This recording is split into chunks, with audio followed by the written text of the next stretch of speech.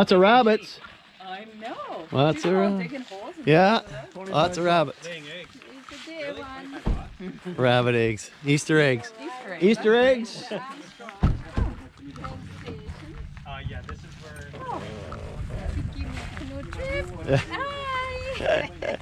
Hi, boy. So it's July 4th, 7:01 in the morning. And we're at Armstrong, Ontario, where we will catch a train to take us to the Allan Water Bridge. So plans to offload here and take the vehicles over to the outfitters. And from that point on, we will continue.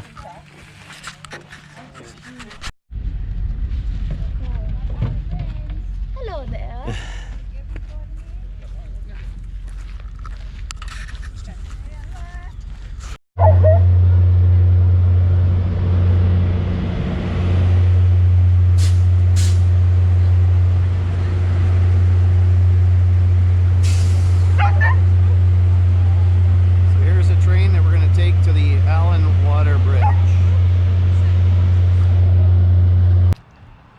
Hey guys, Fred here, VE3FAL, Ontario Northwest Bushcrafter and Outdoors.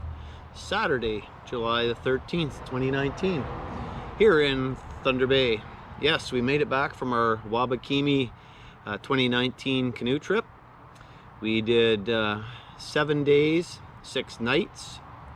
We went up to Armstrong and we caught the Via Rail train in Armstrong and took that to the Allan Water Bridge. From there we launched our canoes and we started our journey. So how did our trip start out? Well, I think most of us were up between 2 and 3 o'clock in the morning. We all met here at my place at 4 a.m. We drove the 3 hours to Armstrong, Ontario. From there we unloaded at the rail spur, and at that point in time we took the vehicles to Matisse Outfitters, where we left them, and we were shuttled back to the Via Rail train, to the train spur. From that point, we then, once the train arrived, we loaded our gear onto the train. The train was full. It was July 4th, of course. There's a lot of people traveling across the east-west northern route. The train was indeed packed, so we all loaded up into the dome car, which was great. Rain had started. And I have to add that Via Rail, their staff, their crew on board this train was just absolutely perfect, 150%. We couldn't have asked for a better pickup, friendly people. It was just unbelievable. Anyway, we boarded the train about 9:20 when the train finally took off. So at 9:20 we took off. We arrived at 10:40 at the Allan Water Bridge, where we were dropped off. We unloaded all of our gear from the cargo train. Then we launched at 11 o'clock. We were in the water and we were paddling by 11 a.m. We had 13 portages the very first day. It was a long day. We did not get off the water until 7 o'clock that evening.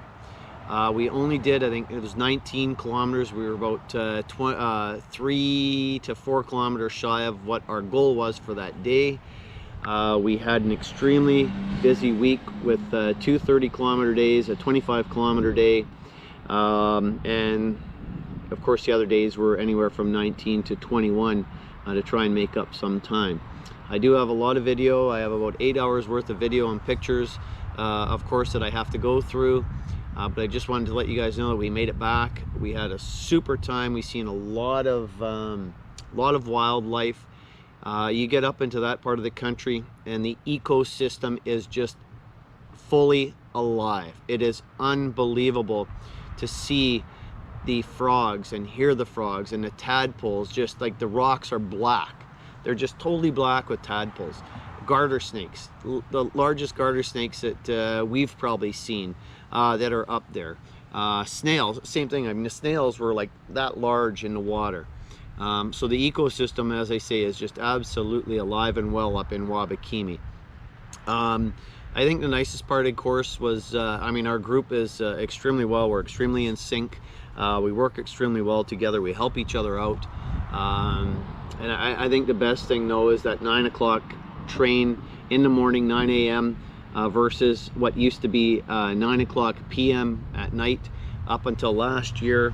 It's nice having the 9 o'clock option in the morning to get to the Allen Water Bridge in Wabakimi. We only ran across one group, and that was a youth group. They were doing a 30-day canoe trip, and I guess their final destination would have been Nipigon, or is Nipigon, Ontario. So they've got a heck of a paddle ahead of them moving forward here. But as I said, I just wanted to give you guys a quick update. I've been posting some pictures, some photos to Facebook, to Twitter, and to Instagram. So if you want to see those, by all means, just look me up, VE3FAL1. Again, if you go to my YouTube, you can link to those channels, and you can also see some of my photos, lots of photos. We did have a couple very smoky days up there with all the wildfires burning up in northern Ontario. So we did have a lot of smoke, a lot of haze, but nothing that was choking us out. So we were very, very fortunate in that respect. I want to thank Cody, my canoe partner, who was my first time canoe partner. It took us a couple days to get in sync, but you know what? We did extremely well. We did about 150 to 151, I'll say 149 to 151 kilometers, depending on some of the routes that we took. Other than that, we had rain only the night before we left. So we had some rain that evening and some high winds, which subsided first thing in the morning for us to get off of Big Caribou and allow us to make our way into Little Caribou, where wind means nothing in there because of the way that Little Caribou is situated with the very narrow rivers, the big cliffs and the banks. So, I mean, it was a great paddle.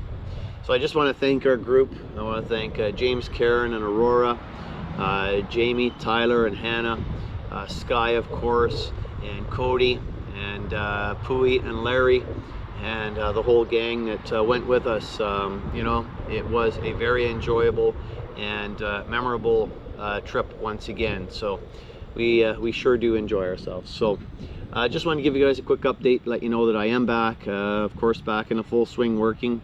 But that's what you've got to do to be able to enjoy the things that we have and the things that are in front of us. And once again, I mean, Northern Ontario, man, it's a playground. It's an absolute playground.